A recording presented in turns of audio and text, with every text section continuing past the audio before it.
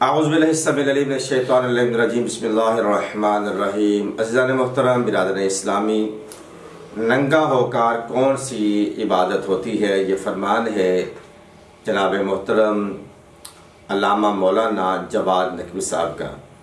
उसका असल में इशारा है अपना मातमियों की तरफ से कि जो मातमी मातम करते हैं तो वो नंगे होकर मातम करते हैं। ये नंगे होकर मातम करना ये कौन सी इबादत है? दीन तो नंग को ढांपता है, इबादत नंगे बदन से नहीं की जाती।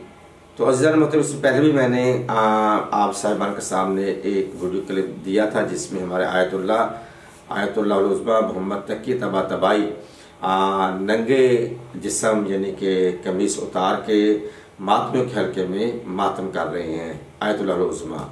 और जवाद नकवी साहब जैसे हज़ारों उलमा उसके शागिर्दों में से हैं, तो हज़ारों उलमा उनके शागिर्दों में से हैं जो आयतुल्लाह उज़्मा वक्त का आलिम, वक्त का मुजतहिद कमीज़ उतार कर मातम कर रहे हैं। अज़ीज़ान मोहतरम, इसके अलावा मैंने हज की भी मिसाल दी कि हज में जो एहराम बांधा जाता है उसमें भी काफ़ी हिस्सा इंसान का नंगा होता है और इबादत करने के लिए सतर का ढांपना ज़रूरी है। अदरवाइज़ जिस्म नंगा भी रह जाए तो नमाज हो जाती है। हमारे यहाँ भी, हमारे भाइयों के भी यहाँ। अब यहाँ पर एक मैं किताब का नाम ले रहा हूँ, अल जाफियात में भी रवायत है और इसके साथ साथ हमारी जो फ़िक़्ह की किताब है मन ला यहज़ुरुल फ़क़ीह में भी ये रवायत है। हदीस नंबर है 1083 और 1084 और 1082 में यह है कि आप सल्लल्लाहु अलैहि वसल्लम ने जो नमाज पढ़ी थी उसमें पहले मैं अराबियों का नाम लेता चलो। यूनुस बिन यकूब ने ये भी रवायत की है। इसी तरह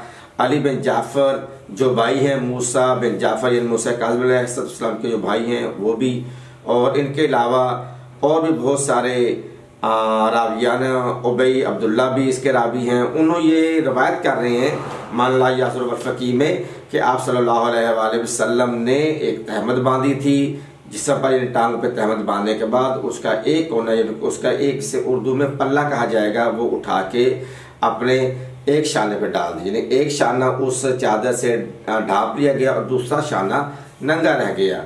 और फिर कमर पे जो बाल की कमर पीछे से आधी कह लें कि कपड़े के बगैर रही। ये हमारी मोतबर किताब फ़िक़्ह की जो बेहतरीन किताब है उसमें ये आपको रवायात हदीस नंबर 1082, 83 और 84 में ये रवायत मिलेगी। उसी तरह हमारे अहले सुन्नत के यहाँ भी ऐसी रवायत मिलती है कि आप सल्लल्लाहु अलैहि वसल्लम एक मरतबा घर से निकले, मस्जिद नबवी में आए, इस अंदाज में आए कि आपने तहमद बांधी। तहमद का जो एक पल्ला था वो आपने उठाकर सामने अपने जिस्म पे डालकर आपने नमाज को अदा किया। और ये एक रवायत जनाजे की भी यही इसी अंदाज में आ रही है कि आप जनाजे पे आए तो जनाजे में भी आपने इसी अंदाज में तहमद बांधी हुई थी। तहमद का एक जो पल्ला था अपने दाएं शाने पर उसको डाल लिया।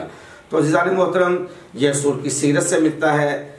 तो दरअसल मसला वही है कि नमाज पढ़ने के लिए जो ज़रूरी है वो ये है कि आपका सतर ढपा होना ज़रूरी है। और यहाँ पर कुछ फ़ुक़हा ने यह भी कहा कि एक ऐसा इलाका है कि जहाँ पर आपको कोई देखने वाला नहीं है और आपका सतर भी छुपा हुआ नहीं है, तो आप उसको अपने हाथ से छुपा लें। अगर हाथ से भी छुपाने से तो बैठ कर नमाज पढ़ें कि आपका सतर छुप जाए।